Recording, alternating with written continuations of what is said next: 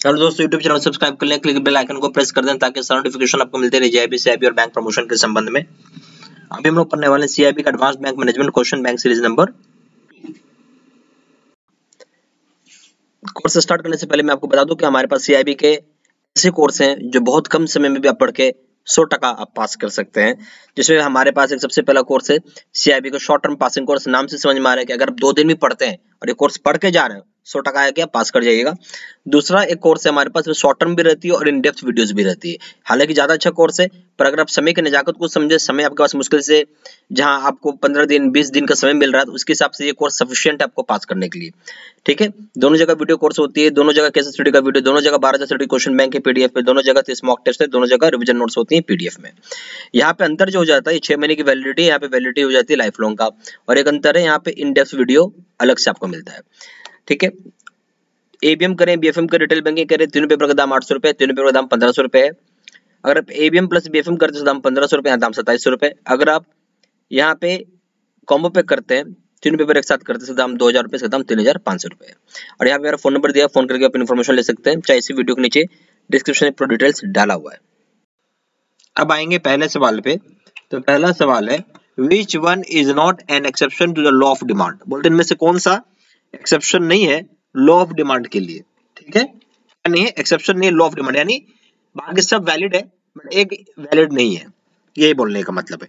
पहला पॉइंट है इग्नोरेंस, दूसरा पॉइंट है इन्फेरियर गुड, तीसरा पॉइंट है नॉर्मल गुड, चौथा पॉइंट है आर्टिकल ऑफ डिस्टिंक्शन। तो ए ऑप्शन क्या बोल रहा है, इग्नोरेंस। बी ऑप्शन क्या बोल रहा है, इन्फेरियर गुड्स, इन्फेरियर मतलब खराब गुड्स। सी ऑप्शन है नॉर्मल गुड्स यानी एवरेज गुड्स।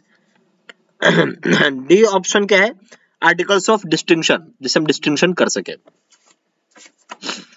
तो इसमें जो एक्सेप्शन नहीं है लॉ ऑफ डिमांड के लिए, यानी लॉ ऑफ डिमांड सब जगह वैलिड है बट एक जगह वैलिड नहीं है। नॉर्मल गुड्स पे कभी भी लॉ ऑफ डिमांड वैलिड नहीं होगा।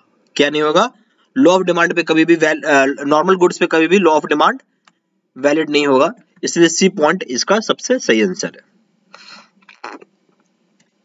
Number 2, demand for a commodity is elastic when hedge. बोलता है कि डिमांड जो होता है किसी भी कमोडिटी का इलास्टिक होता है। कब होता है, शब्द को ध्यान से सुनिए।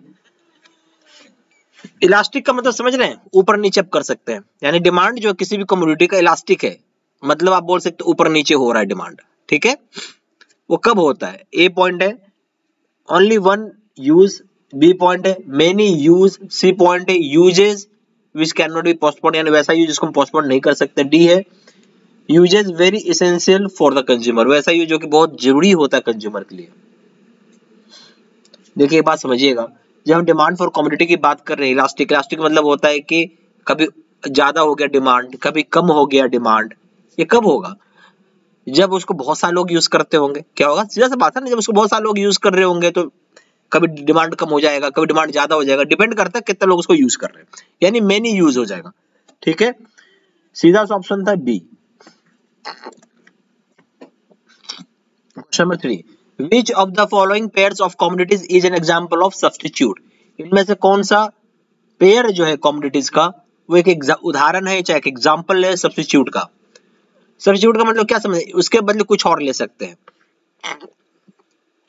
एग्जाम, ठीक है, उसके बदले में कुछ और ले सकते हैं। तो एग्जांपल दिया उसमें से बताना कौन सा होगा। ए ऑप्शन है coffee and milk, B option है mustard oil and coconut oil, C option है diamond and cow, D option है पेन एंड इंक। अब एक चीज समझिए, कॉफी और मिल्क कोई रिलेशन है नहीं है। मिल्क में हम कॉफी डाल के पीते हैं, ठीक है। Mustard oil and coconut oil, देखिए दोनों ऑयल ही है, दोनों ऑयल है, दोनों को सब्स्टिट्यूट कर सकते हैं। मस्टर्ड ऑयल, ठीक है, उसको आप सर पे लगा सकते हैं, कोकोनट ऑयल को भी सर पे लगा सकते हैं, मस्टर्ड ऑयल में भी खाना पका सकते हैं, कोकोनट ऑयल में भी खाना पका सकते हैं। तो एक दूसरे का सब्स्टिट्यूट ये है। डायमंड और काउ कोई रिलेशनशिप नहीं है। पेन और इंक में भी कोई, पेन क्या है, पेन कलम हो गया, इंक क्या हो गया, इंक उसके अंदर का मटेरियल जिससे कि लिखा जा सकता है। तो दोनों एक दूसरे का लिंक है पर सब्स्टिट्यूट नहीं है। बिना पेन का आप लिख नहीं पाएंगे, बिना इंक का आपका काम होगा नहीं। ठीक है, तो इसलिए सही ऑप्शन क्या हो जाएगा, मस्टर्ड ऑयल की जगह कोकोनट ऑयल यूज कर लीजिए, कोकोनट ऑयल की जगह मस्टर्ड ऑयल यूज कर लीजिए। तो सही ऑप्शन हो जाएगा B. Question number 4, for most customers apples and oranges are substitute goods. Therefore we would expect a rise in the price of apples to lead to। ज्यादातर customer के लिए Apple और ऑरेंजेस क्या है, सब्स्टिट्यूट गुड में आता है, यानी एक दूसरे के बदले आप यूज कर सकते हैं। तो इसका मतलब ये हो कि मैं एक्सपेक्ट कर सकते हैं कि अगर प्राइस राइज हो जाए अब एप्पल में, अगर एप्पल का प्राइस बढ़ गया तो इसकी वजह से क्या होगा, ए ऑप्शन है rightward shift in the supply curve of oranges, बोलते हैं राइटवर्ड शिफ्ट होगा ऑरेंजेस के सप्लाई कर्व में। बी ऑप्शन है leftward shift in the supply curve of oranges, leftward shift होगा सप्लाई कर्व ऑफ ऑरेंजेस में। सी option है fall in the prices of oranges, oranges के प्राइस में कमी आएगी। डी ऑप्शन है an upward change in the demand curve of oranges, एक upward change आएगा डिमांड कर्व ऑफ ऑरेंजेस का। तो सही ऑप्शन क्या हो जाएगा, डी। तो एक अपवर्ड चेंज आएगा डिमांड कर्व ऑफ ऑरेंजेस में, ठीक है। क्यों कि एप्पल की प्राइस जो है ना, समझिएगा बात, एप्पल की प्राइस अब बढ़ा दी हो तो लोग अब एप्पल नहीं खरीदेंगे, अब ऑरेंज खरीदेंगे। क्या होगा, जब दाम बढ़ता है किसी चीज का तो उसका दूसरा सब्स्टिट्यूट ढूंढने लगते हैं लोग, क्योंकि एप्पल और ऑरेंज दोनों एक दूसरे का सब्स्टिट्यूट है। तो अब जब प्राइस बढ़ गई एप्पल का और हम यहाँ ये मान रहे हैं कि ऑरेंज का प्राइस नहीं बढ़ा है, तो इसका मतलब अपवर्ड शिफ्ट होने लगेगा ऑरेंज में, ठीक है। तो यहाँ अपवर्ड चेंज आएगा डिमांड कर्व ऑरेंजेस का, डी ऑप्शन हो जाएगा। Question number 5, change in climate conditions resulting in hot weather, price remaining the same, would cause a consumer of cold drink, ठीक है। अब यहाँ क्या बोल रहा है कि जो क्लाइमेट में जो चेंजेस आ रही है, जो चेंज हो रही है क्लाइमेट के कंडीशंस में, जिसकी वजह से हॉट वेदर हो रहा है, प्राइस भले ही सेम क्यों ना हो, उसकी वजह से कंज्यूमर जो होंगे कोल्ड ड्रिंक के, ठीक है, उसके ऊपर ये सवाल किया हुआ है। तो क्या है कि कोई चेंज आ रहा है क्लाइमेट में, तो कंडीशन जिसकी वजह से हॉट वेदर हो रहा है, प्राइस भले ही सेम हो, तो अब यहाँ पे क्या काउज होगा, मतलब इसकी वजह से क्या कारण, मतलब क्या होगा जो कंज्यूमर होगा कोल्ड ड्रिंक। तो ए ऑप्शन है lower to move to a lower curve में मूव करेगा। बी ऑप्शन है to move lower down the demand curve से और लोअर डाउन हो जाएगा। C option to move to a higher demand curve की तरफ मूव करेगा। D option to move up the same demand curve में मूव करेगा। तो सवाल यहाँ पे था कि क्लाइमेट में कुछ चेंज हो रहा है जिसकी वजह से हॉट वेदर हो गया, प्राइस एज इट इज है। अब कंज्यूमर जो होगा कोल्ड ड्रिंक का क्या होगा, नेचुरल सी बात है, प्राइस रखा गया कोल्ड ड्रिंक का उतना ही। अब क्लाइमेट जो हो गया गर्म हो रहा है, ठीक है, यानी गर्मी आ रही है, तो गर्मी आ रही है तो कोल्ड ड्रिंक का खपत ज्यादा और कोल्ड ड्रिंक ज्यादा लोग पियेंगे, यानी डिमांड बढ़ जाएगा। तो सीधा सा ऑप्शन है सी हो जाएगा, to move to a higher demand curve, ठीक है, C option. Question number 6, law of demand operates because of, law of demand किसकी वजह से ऑपरेट करता है। ए ऑप्शन है प्राइस चेंजेस, प्राइस जो चेंज होती है। बी ऑप्शन है प्रिंसिपल ऑफ डिफरेंट इनकम के प्रिंसिपल पे काम करता है। सी ऑप्शन है चेंजेस इन एडवर्टाइजमेंट एक्सपेंसेस की चेंजेस होने पे। D option none of the above. तो सही ऑप्शन हो जाएगा जो लॉ ऑफ डिमांड है, ठीक है, ये प्योरली ऑपरेट करता है प्राइस की चेंज के बिहेवियर के ऊपर, ठीक है, यानी ए ऑप्शन हो जाएगा। Number 7, when an individual's income falls while everything else remains the same, his demand for inferior goods, बोलते जहां कहीं इंडिविजुअल का इनकम गिरने लगता है, यानी कमाई कम होने लगता है, बाकी सब चीज सेम रहती है, तो डिमांड जो होता है इन्फीरियर गुड्स का वो क्या होगा। ए ऑप्शन है इंक्रीज, बी ऑप्शन है रिमेन्स अनचेंज्ड, सी ऑप्शन है वी कैन नॉट से without additional information, D option है डिक्रीज। ये बात समझिएगा, कोई भी इंसान है, अगर उसकी कमाई क्या हो गया, गिर गया, इनकम फॉल हो रहा है यानी इनकम घट रहा है, अब जो डिमांड होगा इन्फीरियर गुड्स का, ठीक है, उसमें क्या होगा, बात समझिए, किसी का भी इनकम घटेगा तो वो सामान कम खरीद पाएगा, चाहे इन्फीरियर गुड हो चाहे सुपीरियर गुड, इससे कोई मतलब नहीं है, दिमाग के अंदर डाल लीजिए, इन्फीरियर गुड हो या सुपीरियर गुड, इससे कोई मतलब नहीं। इन्फीरियर गुड तो ज्यादा लोग खरीदते हैं क्योंकि सस्ता होता है, ठीक है, इन्फीरियर गुड्स क्या हो ज्यादा बिकेगा क्योंकि सस्ता प्राइस है, इसमें इनकम का कोई क्लाउज नहीं है। पर अगर इनकम घट गया तो इन्फीरियर गुड भी कम खरीदेंगे लोग, तो सीधा सा बात है कि डिक्रीज हो जाएगा, डी ऑप्शन हो जाएगा।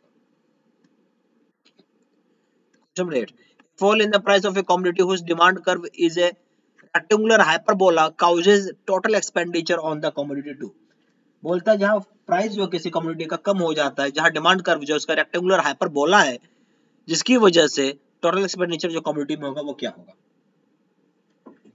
ए ऑप्शन है रिमेन्स अनचेंज्ड, बी ऑप्शन है increase, C option decrease, D option any of the above. सही ऑप्शन क्या हो जाएगा? Remains unchanged, sorry remains unchanged यानी किसी तरह कोई चेंजेस नहीं आएगा, ए ऑप्शन हो जाएगा। Question number 9, the relationship between demand for a commodity and price ceteris paribus is percentage. बोलते जो रिलेशनशिप होता है डिमांड किसी भी कमोडिटी का और प्राइस का, तो सेट्रिस पेरिबस क्या परसेंटेज बताता है? बेसिकली नेगेटिव, ए ऑप्शन है नेगेटिव, बी ऑप्शन है positive, C option non negative, D option है नॉन पॉजिटिव। तो सही ऑप्शन हो जाएगा नेगेटिव, सही ऑप्शन क्या हो जाएगा? नेगेटिव हो जाएगा।